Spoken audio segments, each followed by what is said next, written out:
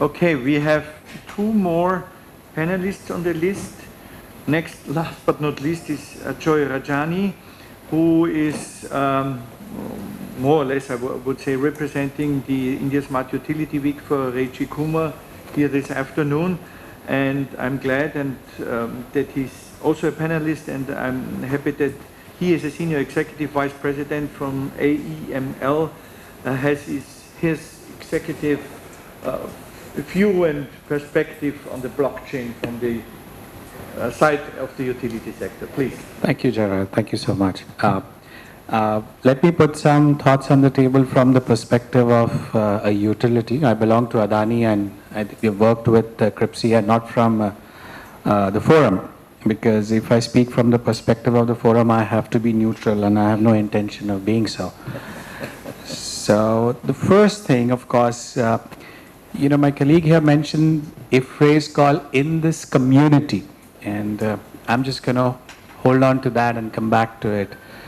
So there are two perspectives to have. One, everybody in this room or the larger community understands what blockchain is. I don't.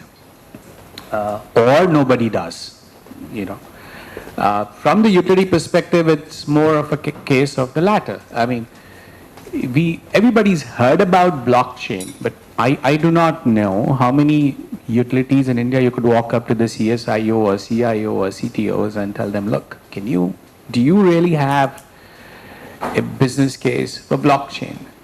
You all are the service providers, technology providers, and I do not know how many utilities have said, yes, we have these use cases, come on, help solve this for us. It's more often been, okay, tell us what you can do, because we're all on the learning curve for this. So that's the problem, the challenge number one. There are not enough utilities who understand about this. From all that we have heard, of course, clearly there are great use cases because it's immutable, it's distributed, fantastic advantages. But at the end of the day, you're still dealing with dinosaurs in the energy industry, be it transmission companies, distribution companies, or generation companies, and they have these there's a very large elephant in the room called their ERP system. It's just in the past few years that, if you take the case of India, we've moved on from physical ledgers to SAP and ERP systems. And the perspective is utilities are not mavericks. Even to make them move on to systematic ERP systems, this happened in South Africa about 12 years ago.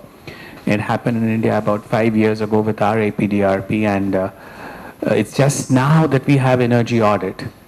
And you say, look, here's blockchain. It's out of your ERP system. It's separate. Try to be a maverick with something you don't understand much about, but you have a use case. That's what it is. My colleague from Tata said, then he mentioned it as an afterthought. Yes, we have these use cases, but we want to know someone who can help us do this. I would like to hear Sanjay Banga's thoughts on this, your CEO, and say, look, you do this, but will it be part of my SAP system? Answer is no. So the next question is, all of the technology, will you do it a POC for us for free? And then say, no, we'll have to fly in from US, from South Africa, from Europe, maybe not. These are some of the challenges. The point is, it's great. Yes, we know there are great advantages. Clearly, there are use cases. But to actually get on with it, we'll need to tackle this animal a little differently, is to go specific. There are some problems which are bespoke to each utility, but then there are these universal problems. And my advice, of course, Adani has been working with you. Sorry to tell you, we've been working with other people also. Having said that, this needs to be tackled differently if the advantages need to be clearly proven to the utility. To make sure that the utility adopts it. And I say this because that is the need of the hour. Otherwise, we've been talking about this for the past 14 months. We were at the same level of discussion at the last edition of the India Smart Grid Week. And I say this with a lot of passion because I have a vested interest in seeing this country progress to the next level to look at specific use cases. And of course, there are, from net metering to EV is just about taking off transaction at an individual level, which is decentralized, and there couldn't be a better place than Mumbai. And we have here Mr. Mehta, who's the CEO, ex-CEO for Reliance Mumbai, you know, where it is deregulated. You have multiple utilities where consumers can change not just the utility, but going forward, if you have EV charging stations, you know, which could belong to multiple utilities. So this is something where blockchain can really, really help. I understand that. I mean, I say I understand that, but I would much rather I don't understand this and have someone explain it to the utility in the language that they understand.